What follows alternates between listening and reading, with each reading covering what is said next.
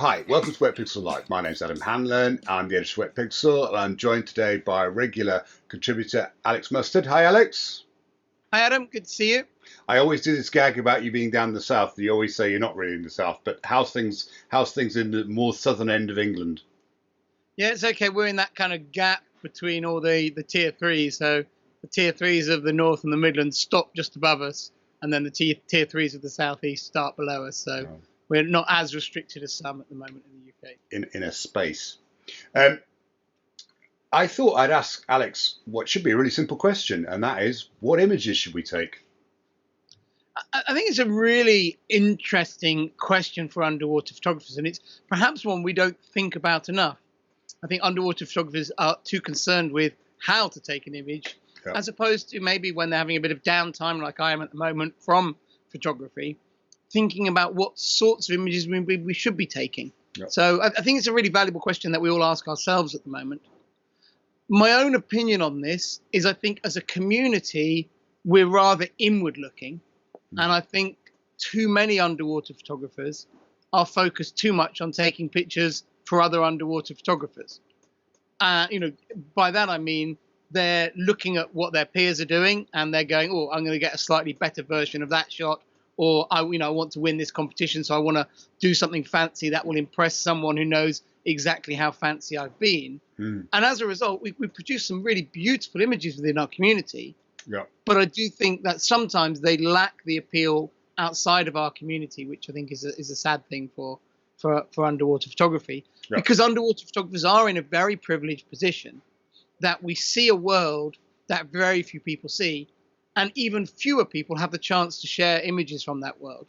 And therefore, we have this amazing platform, and it's something that we really can use to promote and to address and to popularize and to talk about visually the things that really matter to us, the issues. So I think something that all people in diving can do is we're in a great position to promote the sport of diving. So pictures that capture the awe, the majesty, the amazing feeling of being underwater, whether it's a free diver or a scuba diver or whatever. I think those are valuable pictures for us to take. And maybe not always going to impress your friends, but I think are really, really important. There's a quote, and I'm going to misquote it, but saying basically that people will only protect the things that they love, and they'll only love them if they know them. And it's very hard. I think sometimes as underwater photographers, we exist in this bubble of other underwater photographers, and we see a lot of underwater imagery, and we interact a lot, and we obviously tend as a group to be underwater a lot and experience the underwater world a lot. And sometimes I think we need to extract ourselves from that and say, okay, what this image, is it going to be interesting to if it's good to my peers, fine, but is it interesting to the general population? Is this going to engage people and encourage them to try and help and protect the marine environment? I think along those lines, something else that we tend to do as a group is we tend to take pictures of pretty stuff, and I think sometimes, whilst that's important, I think we also need to sometimes take pictures of the stuff that isn't pretty, the fishing nets, the plastic pollution, all the other stuff that sometimes we see when we're underwater, but we really want to encourage people to, or we want to make people aware of the fact that there are problems as well. I completely agree. I think they're difficult areas. They're not simple solutions. I think the first thing is that underwater photos can be a fantastic record of how the marine environment is. But obviously it's very biased by what we choose to point our camera at. And it's just, there's no way around this story in terms of name drop clanging. But when I was at number 10 Downing Street with David Duboulet, I'll get that out of the way. Number 10 is where the tribe was. We had a very interesting discussion on this level. And he's been taking pictures, for decades longer than either of us, and been all around the world and seen tremendous change. But when talking about this sort of, his work historically, he said, back in those days, they always, pointed the cameras at the lions. You never pointed the cameras at the savannah because you weren't expecting the savannah to change. And the thing that's changed is the savannah, is the environment.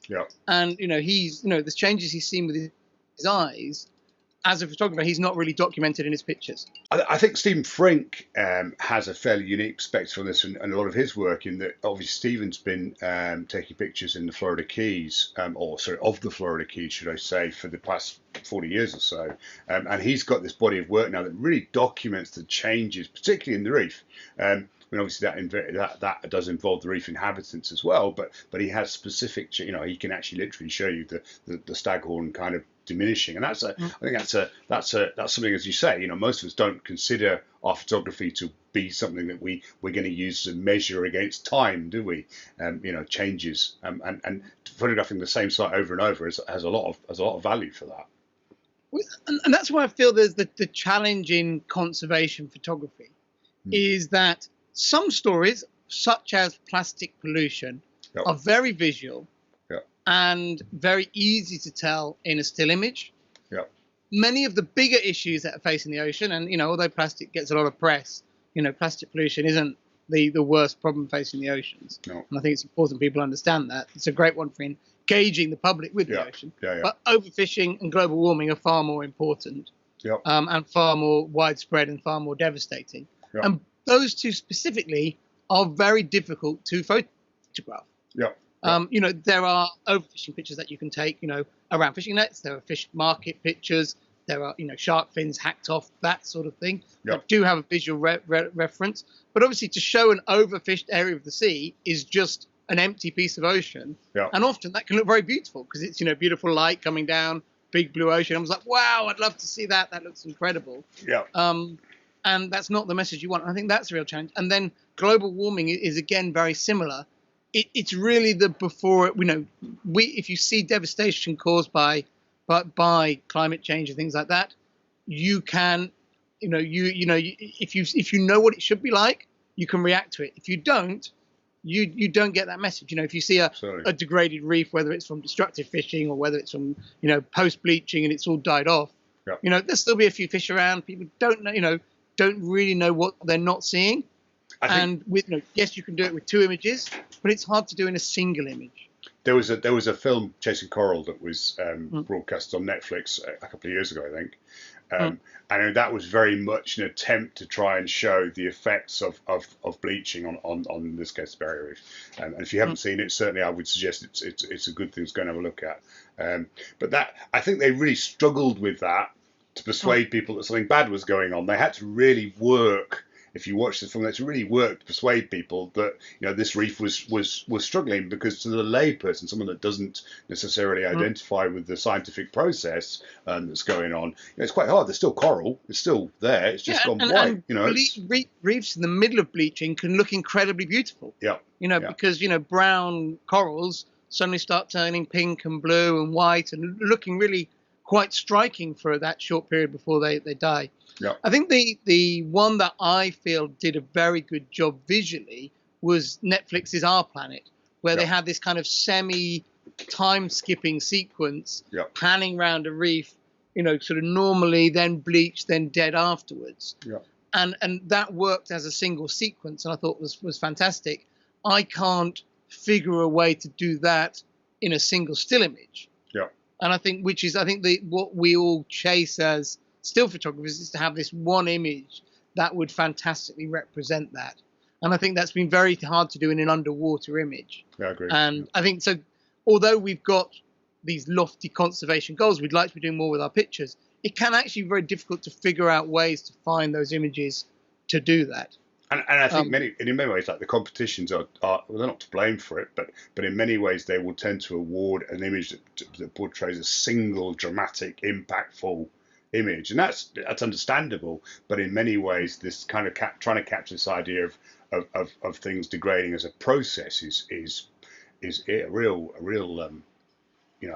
challenge. I think particularly because overfishing and climate change, global warming are the really big ones. And whereas some of the smaller issues, particularly like pollutions are easier to photograph, it is a real challenge. I think another area that we need to talk about as photographers is also within the conservation realm of not just taking pictures for the converted.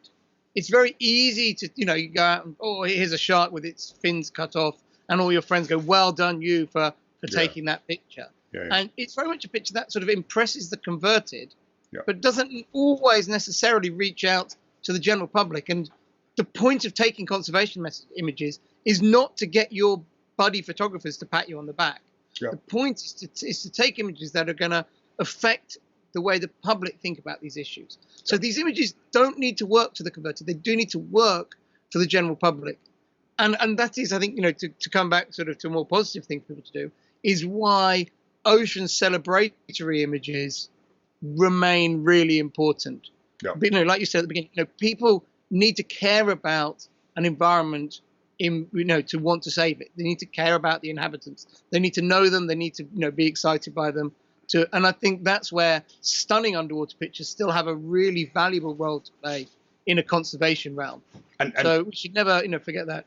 Just to touch back on a point that you mentioned earlier on, this idea as well, the best advocates for the ocean are people that have experienced it. People that go underwater and see these things almost by default become fairly passionate ambassadors for the conservation. And the best way of doing that is to get people in the water. So I think you mentioned something about, you mentioned that we should be shooting images that encourage people to go underwater, that encourage participation in the activity of diving. And I mean, that broadly speaking, whether you dive with scuba or on a snorkel or it doesn't matter, does it? No. And the more people we can get actually in the water and witnessing both, all of the above, witnessing the changes, but also witnessing the beauty and the majesty of the oceans, the better those, or the better those people will go out and advocate for conservation, for protection of the oceans. So in many ways, when we're composing images, we want to try and be PR spin doctors to persuade people that they should go and try diving, get in the oceans. For me, the way I sort of teach it when people ask me this on workshops and things is, one of the most common pieces of advice that you're given if you're a writer is to try and write for one person. Imagine this one person that you're telling your story to.